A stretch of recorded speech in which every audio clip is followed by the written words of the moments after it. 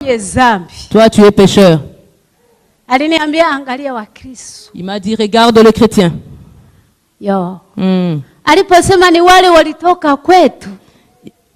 Wakati anasema hawa ni wale walikufa kutoka kwetu. Lorsqu'il m'a dit que ça, ce sont des gens qui sont morts venant de la terre. Nikasema nione kama nitaona wandugu waliokufa. J'ai dit, je vois si je me rencontrais des gens qui sont morts quand j'étais sur terre.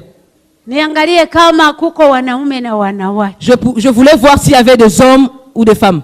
Nione kama kuko wazungu na weusi. S'il y avait de blancs ou de noirs. Nione kama kuko vijana na wazee. S'il y avait de jeunes ou de vieux. Nilipoangalia, et quand je regardais, nikaona neno mzuri hapa. Je veux quelque chose de merveilleux. Wote walikuwa pale. Tous qui étaient là, walikuwa na sura moja. Ils avaient un même visage. Walikuwa wanavala nguo ya modele moja. Ils s'étaient habillés pareil. Walikuwa sawa sawa. Ils étaient identiques. Hakuna munene ama mwembamba. Il n'y avait pas de gros ni de mince. Hakuna mrefu wala mfupi. Il n'y avait pas de géant ni de petit. Hakuna mwanaume wala mwanamke. Il n'y avait ni homme ni femme. Hakuna kijana wala mweusi. Il n'y avait pas de blanc ou de noir. Oh. Yule mtu akaniambia, cet homme m'a dit, acha mawazo yako. Laisse avec tes pensées. Huku hakuna wanaume na wanawake. Ici il n'y a ni homme ni femme. Hakuna wazungu na weusi. Il n'y a ni blanc ni noir. Hakuna vijana na wazee. Il n'y a ni jeune ni vieux. Mtu yeyote akiwa Mkristo, tout chrétien, wakati anakufa, lorsqu'il meurt, anaacha ile mwili. Il laisse son corps terrestre. Anavikwa mwili ya utukufu. Il prend le corps céleste. Wote wanaokuja hapa, tous ceux-là qui viennent ici, ni wa Kristo. Ce sont des chrétiens. Wana mwili moja. Ils ont un seul corps. Wana lugha moja. Ils ont une seule langue. Wote ni watoto wa baba moja. Tous sont les enfants d'un même père. Alléluia. Amen. Mungu akubariki. Que Dieu vous bénisse. Uwe mtoto wa Mungu. Que tu sois un enfant de Dieu. Ukiwa mtoto wa Mungu, si tu es un enfant de Dieu, hautachukua kabila kukichwa. Tu ne vas pas mettre les tribus dans ta tête. Hautachukua dini kukichwa. Tu ne vas pas choisir les religions. Jinsi ulivyo. Tu vas aller comme tu es. Mungu akubariki. Que Dieu vous bénisse. Uitwe mtoto wa Mungu. Sois appelé un enfant de Dieu. Akaniambia unaona jinsi wanafurahi.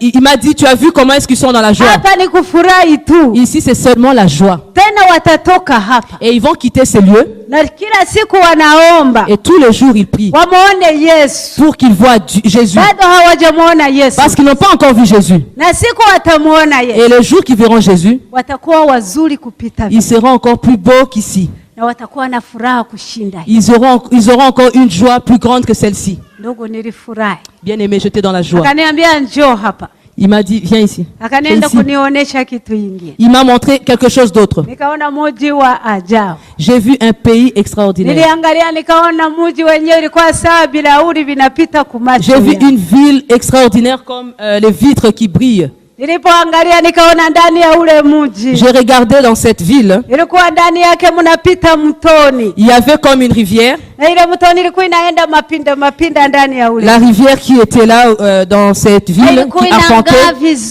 Cette rivière brillait. Sikuona navuka ile mto. Je n'ai pas traversé cette rivière. Nikaona niko ndani ya ule mji. J'ai vu seulement que j'étais dans cette ville. Yo ndugu yangu. Oh bien-aimé. Ngoja kidogo. Attends un peu. Il y a beaucoup de choses qui nous attendent. Jouissons-nous, soyons dans la joie. Dieu nous a préparé quelque chose de merveilleux. Si tu entends parler du ciel, ça existe. Alléluia. Amen. J'ai vu que j'étais dans cette ville. Ils m'ont dit, regarde la nouvelle Jérusalem. Oh. J'ai regardé. J'ai regardé. Je ne comprenais pas les constructions de cette ville. J'ai vu que c'était comme des vitres. Je me suis dit, je vais regarder s'il y a des chemins comme chez nous sur terre. J'ai vu comme si on a étalé de l'or pur. Je me suis dit, je vais voir s'il y a des terres. J'ai vu partout, il n'y avait que de l'or. Je me suis dit, je vais essayer de marcher comme on marche sur terre. Mais je ne pouvais pas le faire. Mes pieds étaient juste en train de trembloter. Comme si on marchait sur le ressort. J'étais très contente dans mon cœur. Ces gens-là m'ont dit, tu ne peux pas marcher dans cette ville. Parce qu'il n'y a personne qui est encore entré dans cette ville. Ça, c'est la nouvelle Jérusalem. Ça, c'est ce que Dieu a préparé pour ses enfants. Amen. Ça, c'est la nouvelle Jérusalem. Ça, c'est ce que Dieu a préparé pour ses enfants. Amen. Il m'a dit, regarde la nouvelle Jérusalem. Une ville sainte, propre. Oh Jésus. Dis, j'irai au ciel. Alléluia. Amen. Dis, j'irai au ciel. J'ai vu une ville propre. Jean avait vu ça. Oh, descendant dans les ciels. Ça brille comme quelque chose de brillant. Que Dieu te bénisse.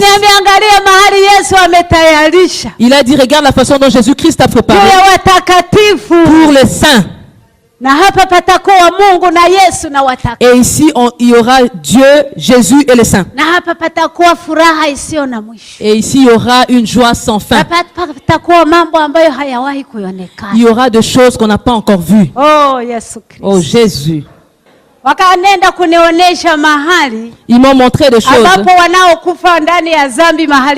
On m'a montré des gens qui sont décédés n'ayant pas connu le Seigneur. C'était un grand océan. Cet océan ressemblait au sang. Il y avait beaucoup de monde. Ils pleuraient.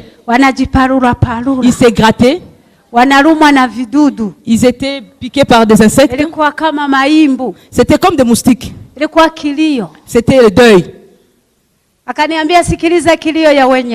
Il m'a dit, écoute le deuil de ces pécheurs. Il pleurait en disant, oh Dieu du ciel, si ça aurait été mieux que tu nous sortes de là, que tu nous balances dans ces feux, que nous brûlons et que nous soyons consumés. Et il m'a dit, tu sais, cela c'est un mensonge. Comme le feu ne va pas s'éteindre, de la même façon que leur corps ne sera pas consumé. Ils vont brûler éternellement. Mais ils ne vont pas être consumés. Et là où tu le vois, c'est ça, là les catholiques que vous dites. Il y a un purgatoire. Si quelqu'un meurt en étant pécheur, on fait une messe pour la personne pour que ses péchés soient pardonnés et il va au paradis. Il m'a posé la question, c'est quelle Bible qui le dit? Je lui ai dit, moi je ne sais pas lire, mais c'est comme ça qu'on nous prêche sur terre. Il m'a dit, ça c'est un mensonge.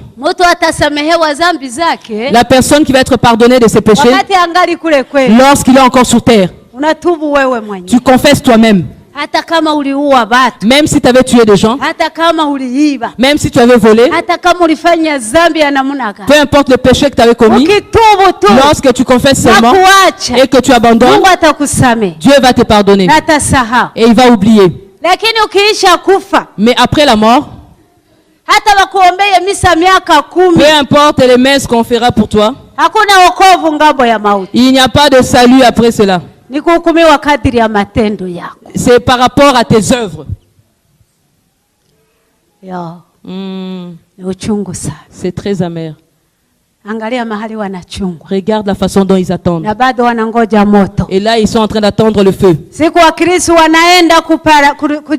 Le jour où les chrétiens iront à la Nouvelle Jérusalem, c'est ce jour-là que eux iront en enfer. Et là, ils attendent.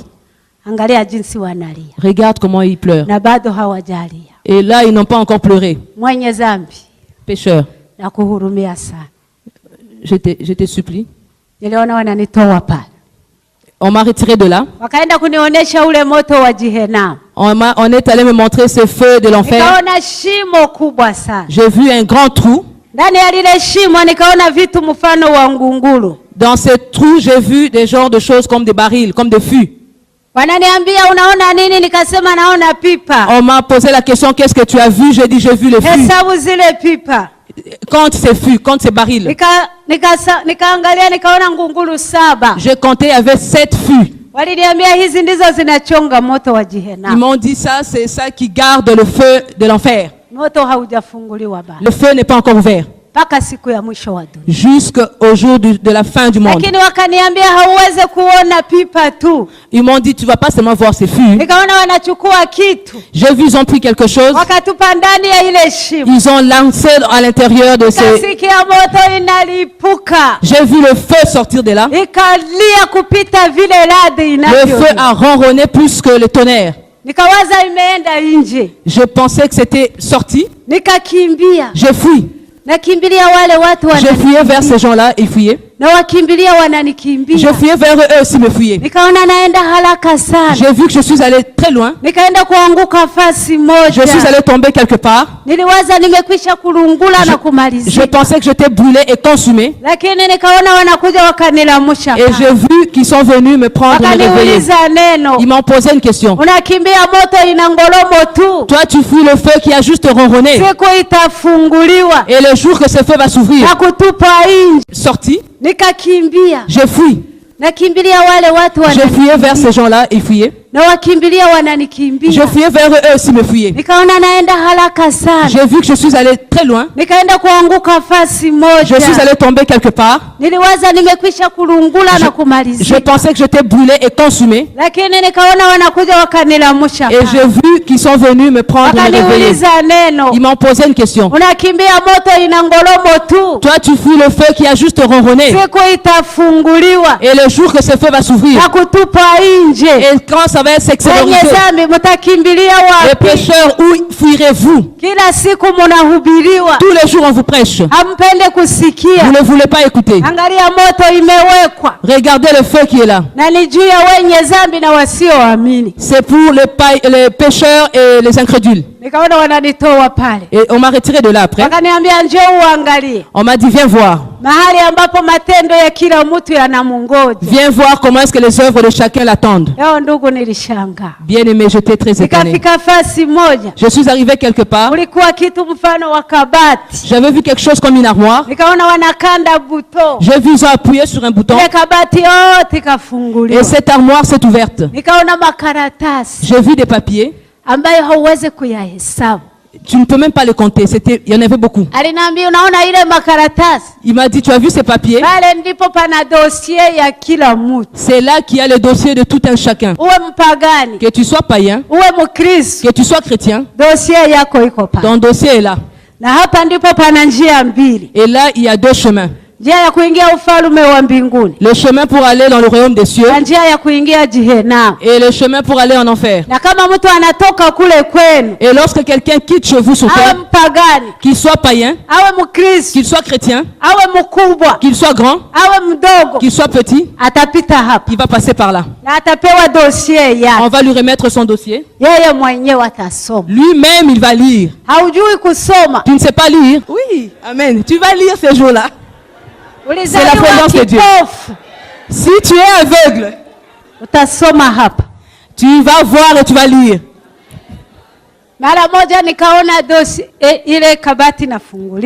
Et lorsque j'ai vu cette armoire s'ouvrir, j'ai vu mon dossier. J'ai vu comme je vois là. Le nom Mama Domitila. En dessous de mon nom, toutes mes œuvres. Depuis quand je commençais à travailler, depuis ma jeunesse, tout ce que je fais était là. Oh. Et le jour, et l'heure, et la minute. Et lorsque je regardais, et je me rappelais même du jour où j'ai commis ça. J'ai essayé de me regarder par terre pour éviter mon dossier. En regardant par terre, mon dossier était toujours là. J'ai regardé de l'autre côté. Mon dossier était toujours là. J'ai commencé à trembler. Je pleurais. Je posais la question. Qu'est-ce que je devrais faire? On m'a dit, attends un peu. Tu n'as pas encore vu. J'ai vu quelque chose comme une télévision. C'était grand comme ça, tout ça. J'ai vu, ils ont allumé la télévision. C'était la première fois que je vois une télévision au ciel. Dieu n'est pas stupide, c'est un Dieu intelligent. Pensez-vous que Dieu a donné l'intelligence à l'être humain et qu'il est resté comme ça? J'ai vu cette télévision. J'ai vu des écrits. Mama Domitila. Tes œuvres sont là. Chose après chose. Œuvre après œuvre. Moi-même, je suis sorti. Je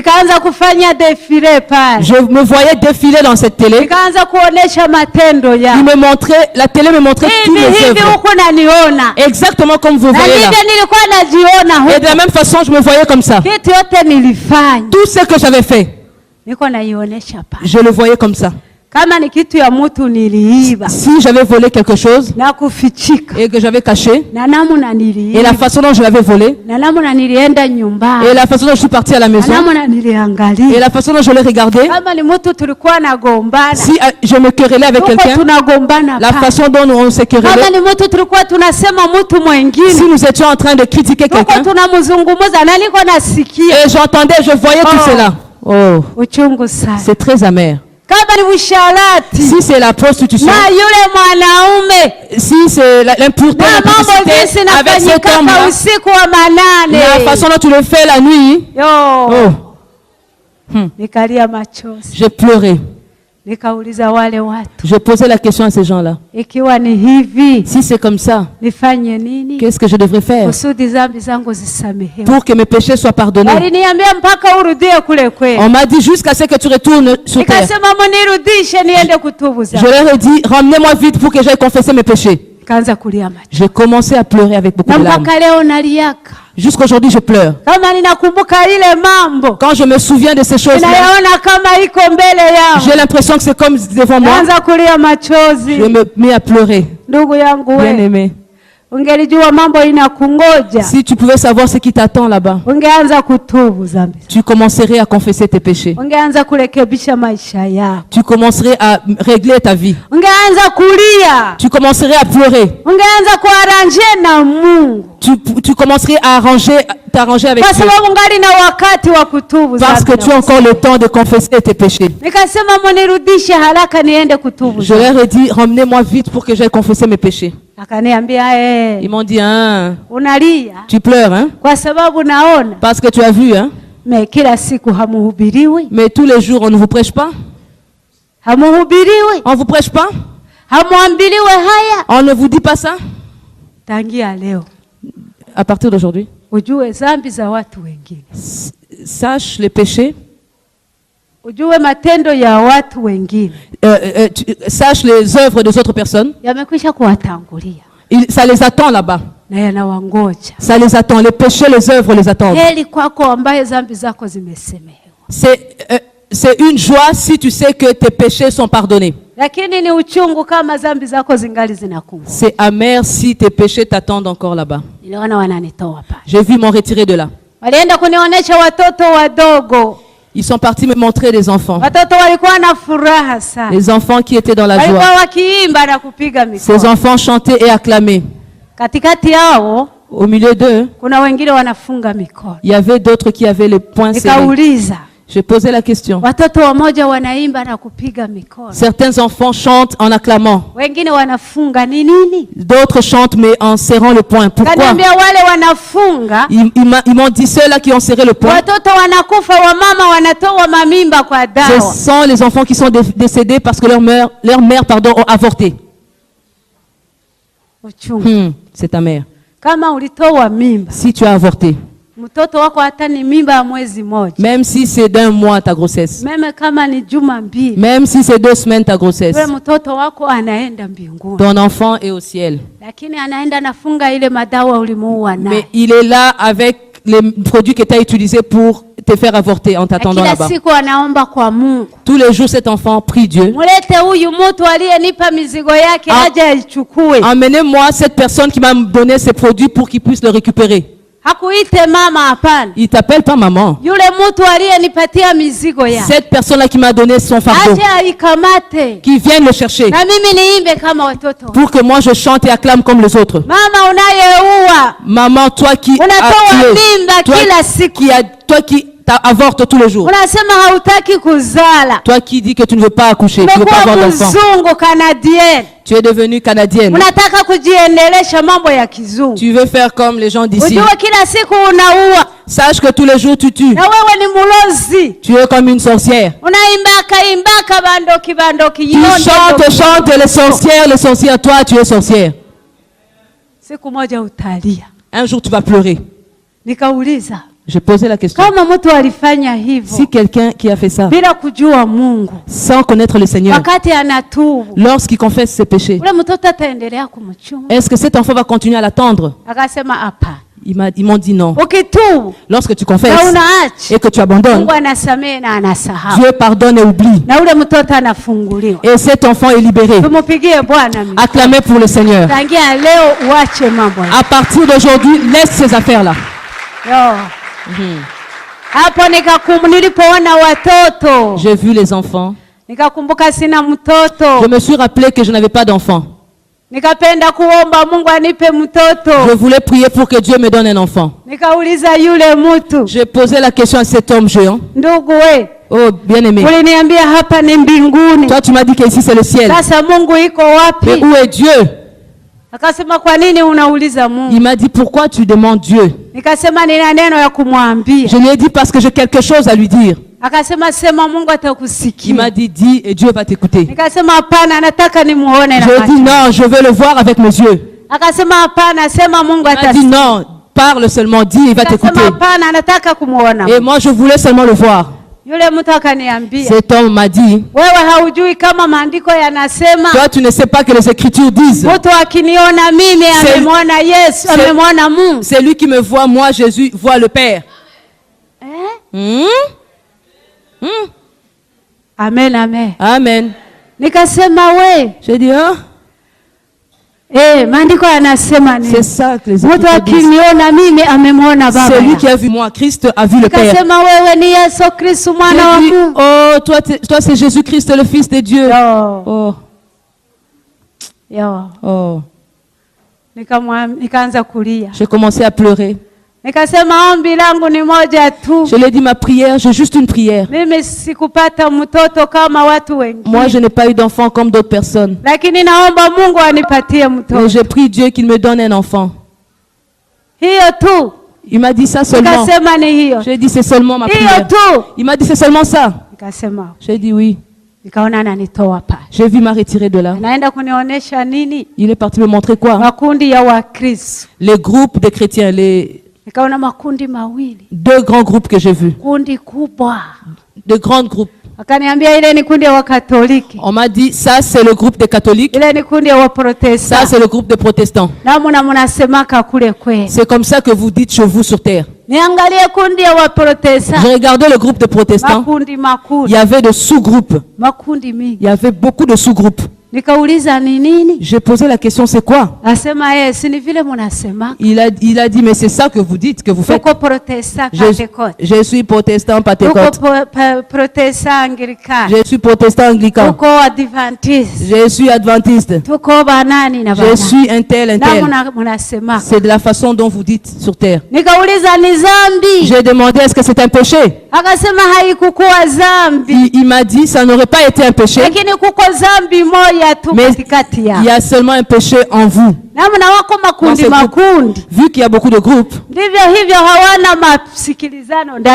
c'est comme ça qu'ils n'ont pas d'entente entre eux. Ils n'ont pas d'amour entre eux. Chaque personne aime son groupe. Mais ils n'ont pas l'amour.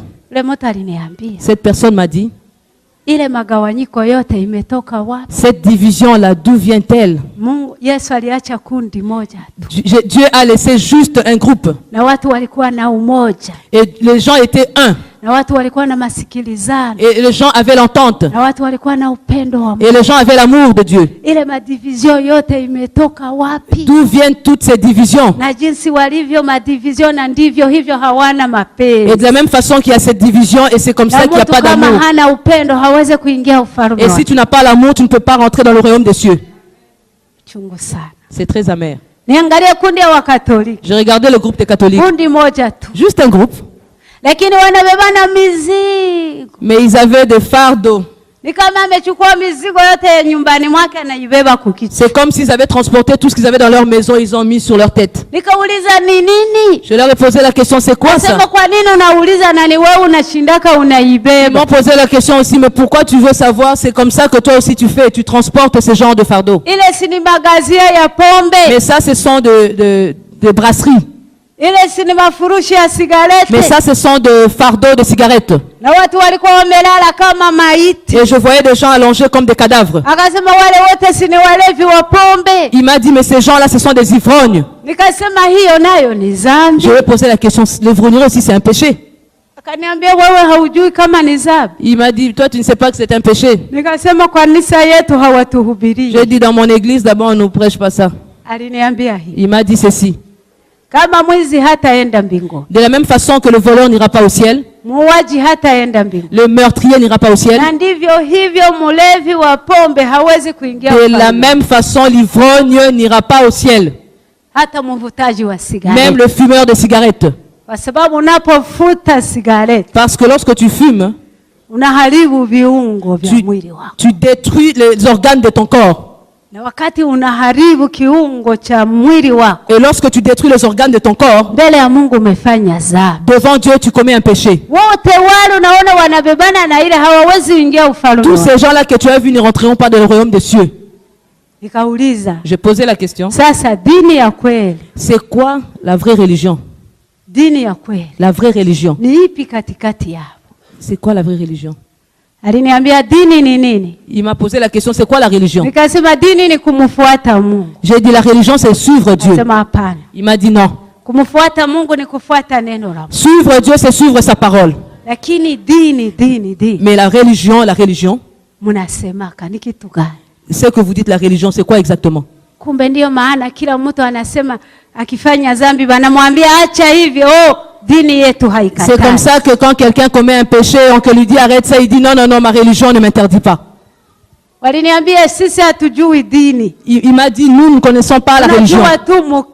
Nous connaissons seulement les chrétiens. Anayeamini neno la Mungu. C'est lui qui croit à la parole de Dieu. Anatembea katika mapenzi ya Mungu. C'est lui qui marche dans l'amour de Dieu. Anaogopa Mungu. C'est lui qui craint Dieu. Lakini dini hatujui dini. Mais nous la religion nous ne connaissons pas ça. Labda unasifia dini yako. Parce que toi tu te vantes de ta religion. Je suis pentecôtiste. Lakini ndani ya kipentekoste matendo yako ni ovyo. Mais dans ton style de pentecôtiste, tes œuvres sont déplorables. Mbinguni hauendi. Au ciel tu n'iras pas. Hein? Niliona wananitosha pale. Il m'a sorti de là.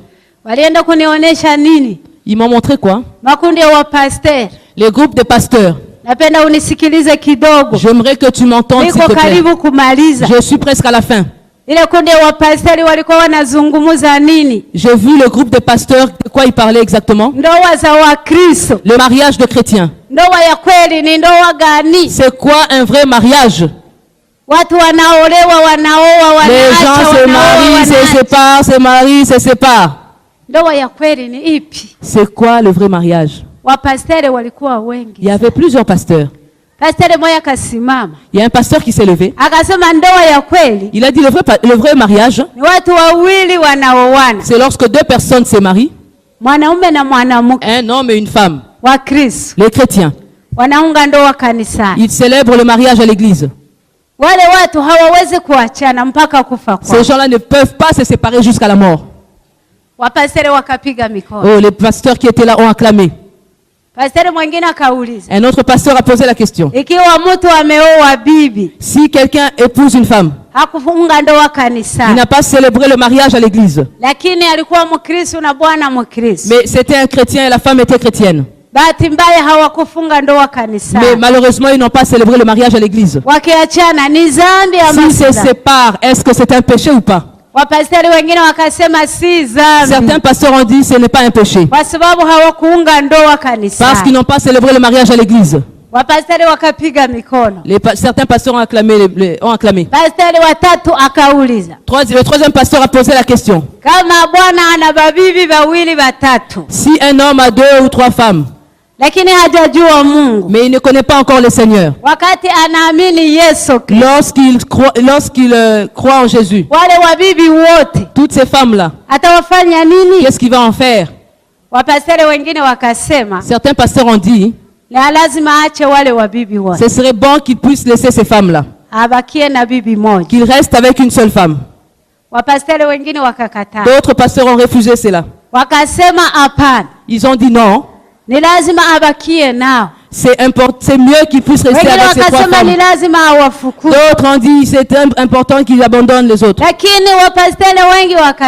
Mais plusieurs pasteurs ont dit. La Bible dit. Muje kwangu wote jinsi mulivyo. Venez à moi comme vous êtes. Anapaswa kuwaleta kwa Yesu. Vous devez les emmener à Christ. Ilikuwa vita. C'était une grande bataille. Lakini wapasteri wengine hawakuitika. Mais d'autres pasteurs n'ont pas accepté. Yule mtu akaniuliza. Cette personne m'a demandé. Unasikia mazungumzo ya wapasteri? Tu vois les conversations de pasteurs? Nikasema ndio. J'ai dit Akaniuliza unajua kuku na ng'ombe? Il m'a dit est-ce que tu connais une poule et une vache? Je lui ai dit, vous aussi vous connaissez le poule et les vaches ici? Il dit, il a dit, mais vous priez, vous dites que Dieu a créé tout, la terre et les cieux. J'ai répondu, je connais la poule et la vache. Il m'a posé la question, est-ce qu'une poule peut avaler une vache? J'ai dit, c'est impossible. Il m'a posé la question pourquoi? J'ai dit parce que la poule est petite et la vache elle est trop grosse. Il m'a dit c'est exact. Tu entends les conversations des pasteurs? C'est comme une poule. La parole de Dieu, c'est exactement comme une vache. Et les conversations des pasteurs ne peuvent pas supporter la parole de Dieu. Il y a juste une parole. Il y a juste un mariage. Se marier, c'est juste une fois. Tu as célébré le mariage à l'église. Tu ne peux pas te séparer jusqu'à la mort. Et si vous vous séparez, c'est un péché devant Dieu. Au ciel, tu n'iras pas. Amen. Amen.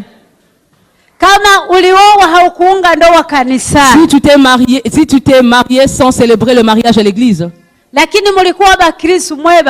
vous deux, vous étiez de chrétiens, ça c'est un mariage devant Dieu. Vous n'allez pas vous séparer. Parce que vous connaissez la parole de Dieu.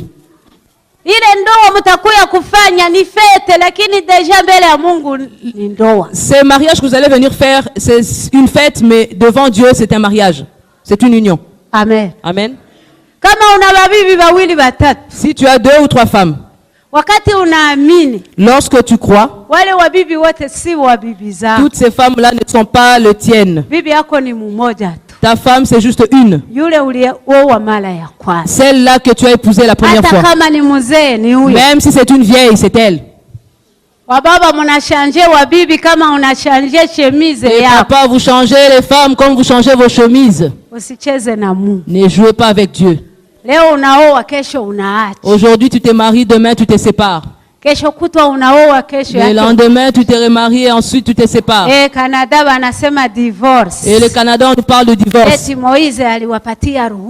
Comme parce que Moïse leur a donné la permission. Et il a écrit la parole et puis... Mais Jésus-Christ a dit comme Moïse avait dit. Il a dit à cause de votre cœur. Et moi je dis, c'est lui qui va laisser sa femme et épouse une autre femme. Il commet l'adultère. Et c'est lui qui va épouser la femme des délaissés. La même chose aussi, c'est un adultère. Maman, vous qui vous mariez, vous êtes marié avec le mari d'autrui, qui a laissé sa femme et ses enfants. Il se promène avec ses péchés. Et toi,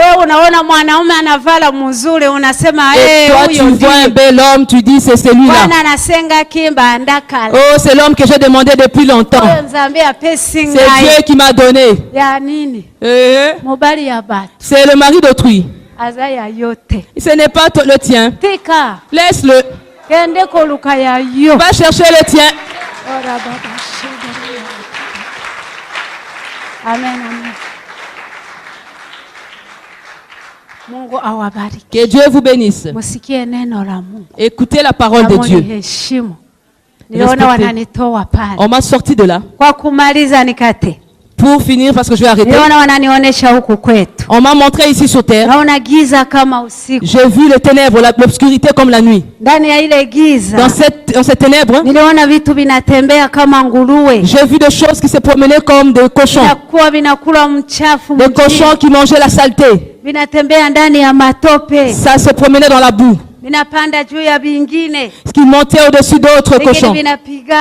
Ils se battaient. Ils m'ont posé la question, c'est quoi?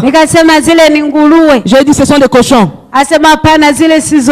Il m'a dit, ça, ce ne sont pas des cochons. Ça, ce sont les gens que tu as laissés sur terre. Regarde comment est-ce qu'on vous voit. Et ceux-là ne sont pas des chrétiens. Ce sont les pécheurs et les païens. Un pécheur, que tu sois beau, que tu manges bien, que tu t'habilles bien, que tu te peignes correctement, que tu t'habilles bien,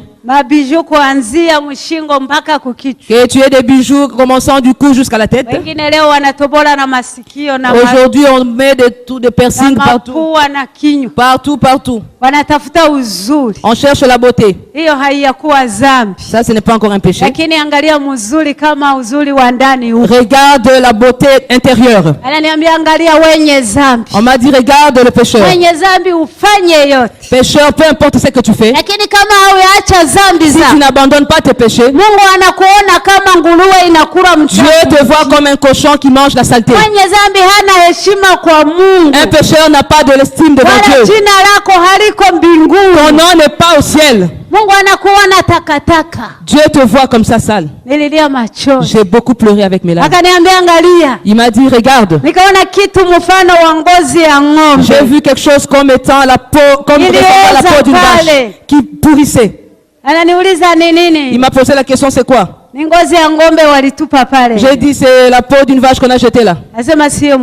Il m'a dit, non, ce n'est pas la peau d'une vache. Regarde, c'est ton corps. Regarde. C'est très amer. Regarde-toi.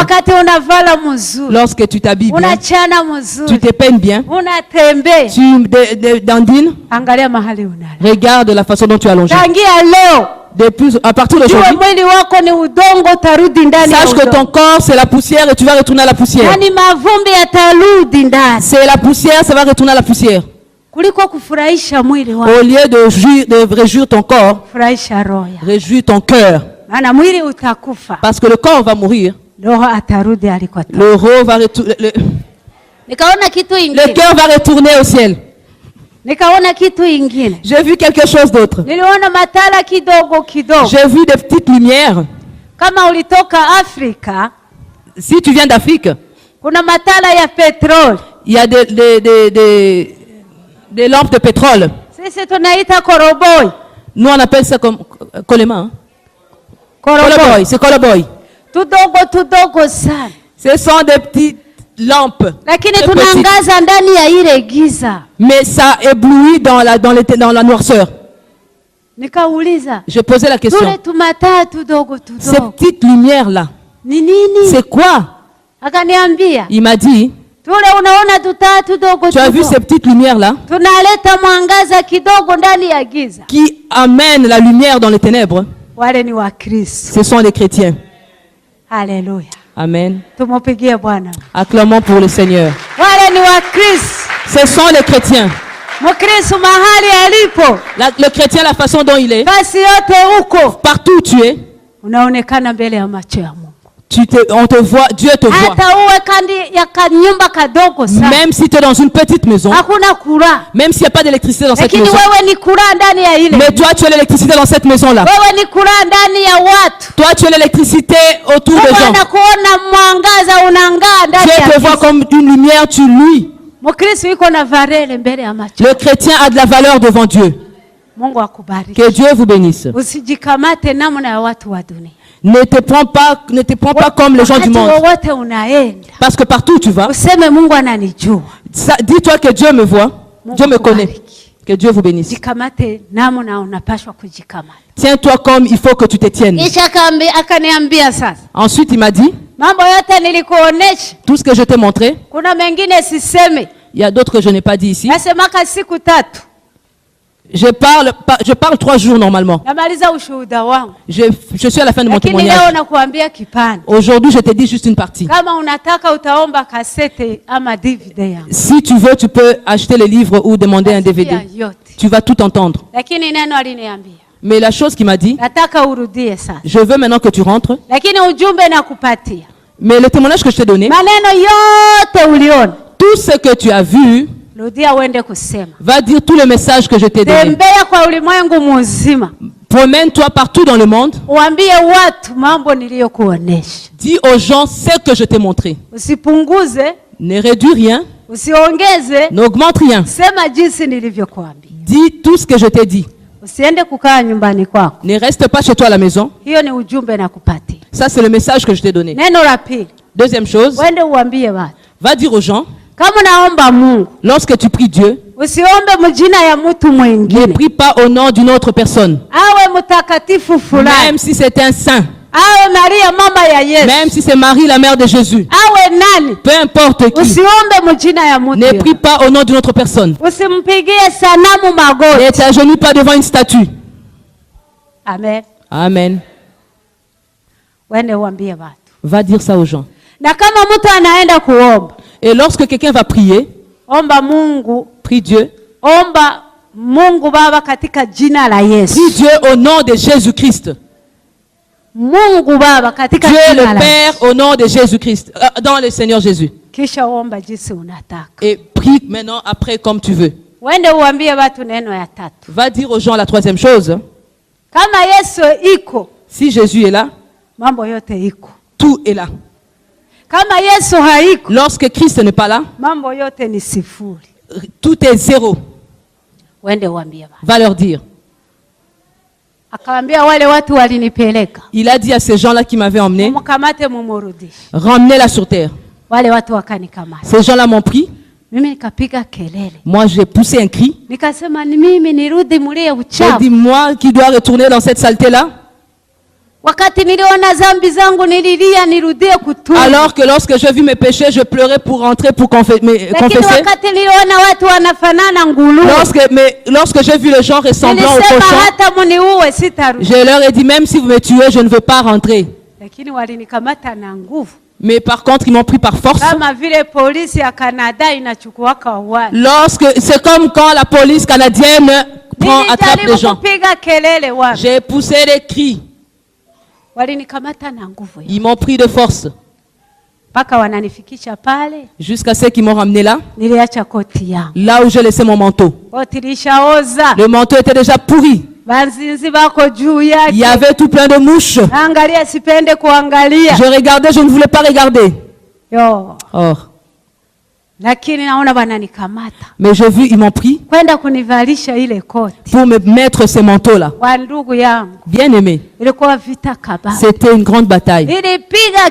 J'ai poussé un cri, j'ai pleuré pour qu'on puisse me laisser. Mais ils ont refusé. C'était une grande bataille. Parce qu'ils étaient 2. Et ils étaient plus forts que moi. Même si je refusais. Mais ils m'ont fait rentrer dans cette peau. Et du coup, je me suis réveillé. Je regarde ces gens-là, ils n'étaient pas là. Niangalie niko peke yangu. Je regarde autour de moi, j'étais seul. Balishanifunika draya mweupe. On m'avait déjà couvert un drap blanc. Nilienda tuko polini. J'étais en forêt. Lakini naona niko ndani ya nyumba. Mais j'ai vu que j'étais dans une maison. Kitu kiliniridhisha sana. Ce qui m'a fait pleurer. Naona vidudu iko natoka kumwili wangu inaanguka. J'ai vu des asticots sortir de mon corps qui tombaient par terre. Qui se promenaient par terre. Wale wadudu wanatokaka ndani ya nyama. Ces asticots là qui sortent de viande wananitoka kumwili. Qui sortaient de mon corps. Nikapiga kelele. J'ai poussé un cri. Hakuna mtu.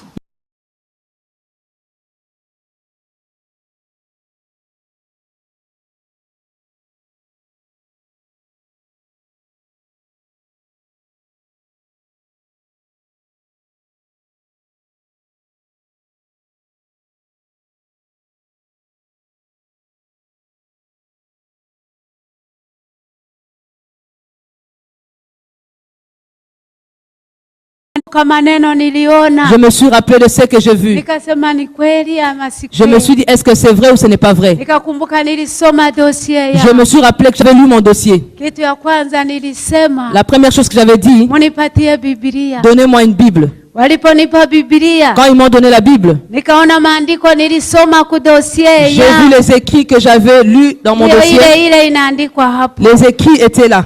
J'ai commencé à lire. Je me suis dit, mais comment? Donnez-moi un autre livre. Ils m'ont donné un autre livre, je regardais. J'étais capable de lire ces écrits. Les gens étaient étonnés. D'autres pleuraient. D'autres étaient dans la joie. Je leur ai dit, laissez-moi. Je vais vous dire ce que j'ai vu au ciel. Je vais vous donner mon témoignage. Je leur ai dit, allez me faire baptiser par immersion. Parce qu'on m'a dit que le vrai baptême, c'est le baptême par immersion. Et on m'a baptisé par immersion. On était nombreux. Tout le village a crié en Jésus. Les gens sont venus à Christ. Les gens se sont fait baptiser par immersion. Depuis ce jour-là, je me suis levé. Je pars prêcher partout. Je témoigne ce que j'ai vu. Depuis ce jour-là, jusqu'à aujourd'hui. Un mois passé, au mois d'août, oh, ça faisait 40 ans. Ça fait 40 ans que je témoigne ces choses. Peut-être que vous n'étiez pas encore né. Parce que ça s'est passé il y a 40 ans. J'essaie de regarder, voir s'il y a quelqu'un. J'ai commencé à dire les choses que j'ai vues. Jusqu'à aujourd'hui. Je ne me fatigue pas. Je ne m'assois pas. Comme tu me vois là. Depuis ce jour-là jusqu'à aujourd'hui. Mon travail, c'est de me promener partout. De la façon que Dieu me donne le message. Depuis ce jour-là, bien-aimé, j'ai cru en Christ. Si je parle, je suis chrétienne, j'irai au ciel. Je ne suis pas chrétienne de nom. Je ne suis pas la chrétienne qui nettoie la Bible. Je ne suis pas une chrétienne de dimanche. Je suis chrétienne et j'irai au ciel. Pourquoi? Parce que j'ai vu, j'ai entendu, j'ai marché. Et ce que je dis, il faut que tu crois en ce que je t'ai dit. Si tu veux qu'on aille au ciel, si tu veux, tu peux rester. Mais moi, je me décide d'aller au ciel. La deuxième chose, lorsque je me suis réveillée là, j'ai regardé, j'avais vu personne. Tout le monde était parti, m'ont abandonné.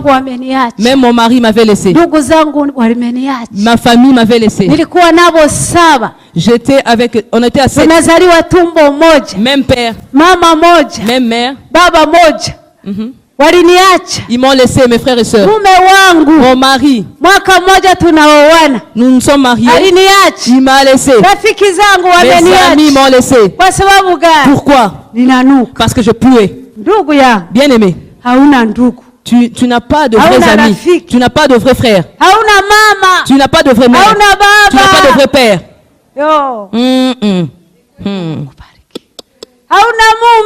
Tu n'as pas de vrai mari. Tu n'as pas de vraie femme. Tout cela, ce sont des voisins et des voisines. On a un vrai frère. Celui-là qui ne peut pas nous laisser. Même si nous poussons, même si nous puons, il est tout proche de nous. Il dit, viens, mon enfant. Oh Jésus. Jésus-Christ. Tu as Jésus. Tu as tout. Tu as Jésus. Tu as tout. Alléluia. Amen. Tu n'as pas Jésus. Tu es malheureux. Oh, on doit te pardonner. Jésus. Celui-là qui ne sent même pas la mauvaise odeur, même si tu sens mauvais. Même si tu as une maladie contagieuse. Même si tout le monde t'abandonne. Mais Jésus-Christ est à côté de toi. Il dit, il est là. Et nous devons le chercher. Sans Jésus, il n'y a rien. Allons-y au ciel. J'ai presque fini. Depuis ce jour-là, j'ai dit j'irai au ciel. Et j'irai au ciel. Que Dieu vous bénisse. Que Dieu vous aide. Que tu ne sois pas un chrétien de nom. Je suis chrétien qui ira au ciel. Allons-y au ciel. Combien veulent aller au ciel? Oh, que Dieu vous bénisse. Que Dieu vous aide. Faire ça, c'est bien. Abandonne le péché. Ne pas abandonner le péché. Abandonner, c'est difficile. Abandonne le péché. Allons-y au ciel. Moi, j'irai au ciel. Parce que je suis sauvé. Que Dieu vous bénisse. Fermons les yeux. On va prier.